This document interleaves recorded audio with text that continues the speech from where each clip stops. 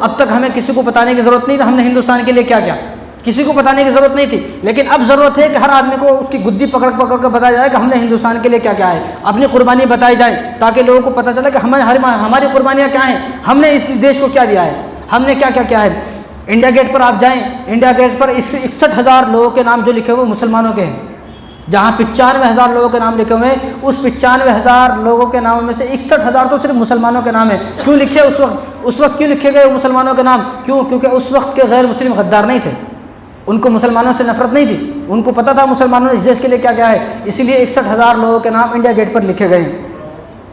और मीर उस्मान जो निज़ाम हैदराबाद की सरकार है जिनकी, जब चाइना से जंग हुई तो 5,000 किलो सोना दिया, 5,000 किलो सोना दिया लाल बहादुर शास्त्री को। अगर वो 5,000 किलो सोना ना देते चाइना से लड़ने के वास्ते, आज हिंदुस्तान पर चाइना का कब्जा होता। वो ये कहा जाता मुसलमानों ने क्या क्या।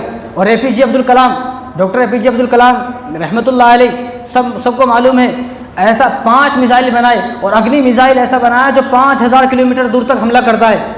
किसी देश के पास भी ऐसा मिसाइल नहीं है। ये किसने बनाया? एक मुसलमान ने बनाया। मसला ये नहीं है कि उनको पता नहीं है, मसला है कि हमें भी पता नहीं है। हम भी अगर कहीं 26 जनवरी में कहीं जाते हैं 26 जनवरी को, तो वहाँ हमारी खुद की ज़बान से एक मुसलमान का नाम नहीं निकलता, एक मुसलमान का नाम नहीं निकलता। एक जगह मैं गया, मैंने वहाँ पर फजल खैराबादी की दास्तान बताई तो लोग मना करने लगे, यहाँ पर यह ना बताएं, यहाँ पर क्या, यहाँ पर गांधी जी की बात बताई।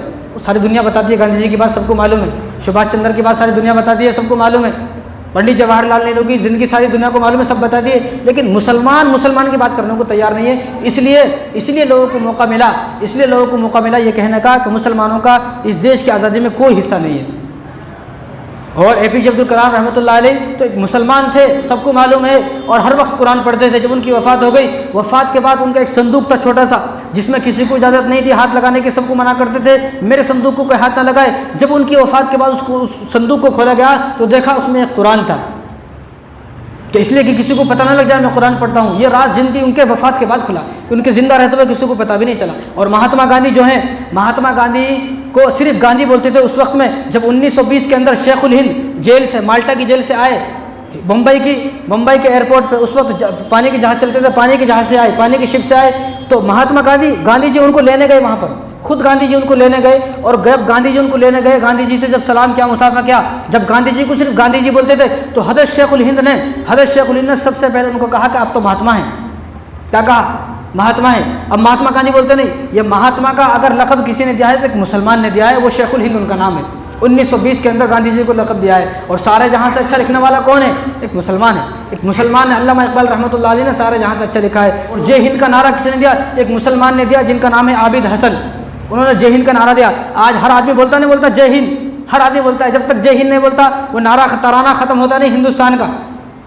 जनगण मन जब तक ख़त्म होता नहीं, जब तक जय हिंद नहीं बोलते आखिर में। अब ये जय हिंद किसने कहा? ये सबसे पहले अगर किसी ने नारा दिया तो वो एक मुसलमान था, जिनका नाम आबिद हसन है, जिन्होंने ये नारा दिया, जय हिंद का नारा। तो